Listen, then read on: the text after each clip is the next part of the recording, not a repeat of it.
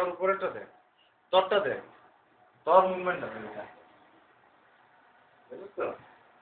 এইটা দে, বুঝছো? হ্যাঁ।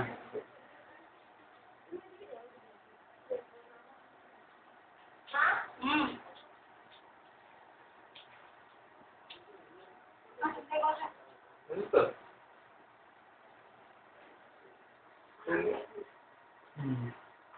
এটা বেশি ভালো না? হ্যাঁ।